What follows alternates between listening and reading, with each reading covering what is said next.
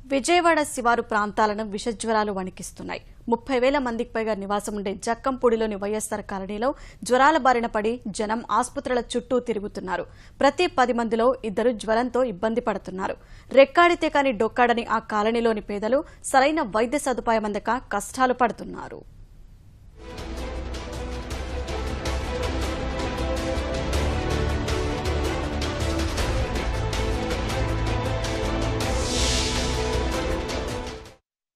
విజయవాడ నగరంలో ప్రతి ఏటా 500 నుంచి 600 మంది మలేరియా బారిన పడుతున్నారు. నగర పరిధిలో పారిశుధ్యానికి అధిక ప్రాధాన్యమిస్తున్నా జ్వరాల తీవ్రత మాత్రం తగ్గడం లేదు.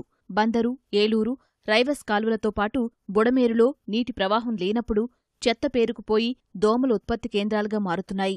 ఇవి నగరంలోని దాదాపు అన్ని ప్రాంతాలకు విస్తరించడంతో ప్రజలు జ్వరాలు బారిన పడుతున్నారు. శివారులోని జక్కంపూడి ప్రాంతంలో మలేరియా, విషజ్వరాల ప్రభావం అధికంగా ఉంది.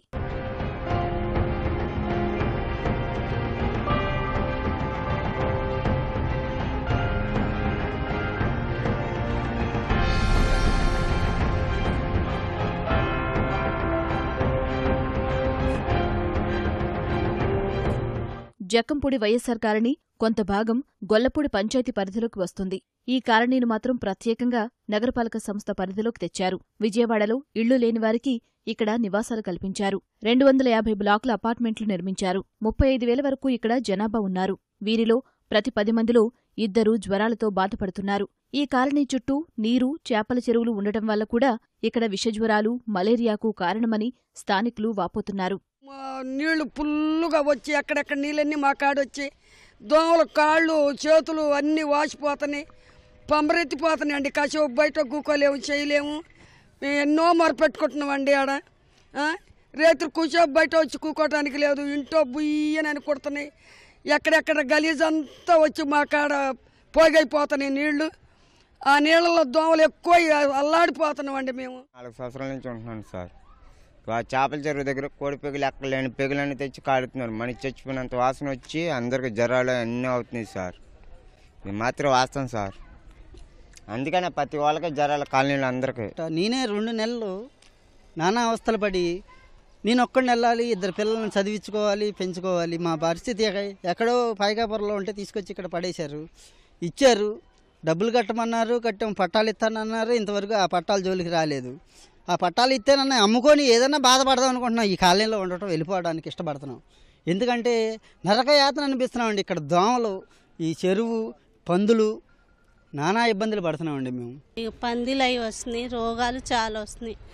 మా అపార్ట్మెంట్లో చాలా మందికి జ్వరాలు.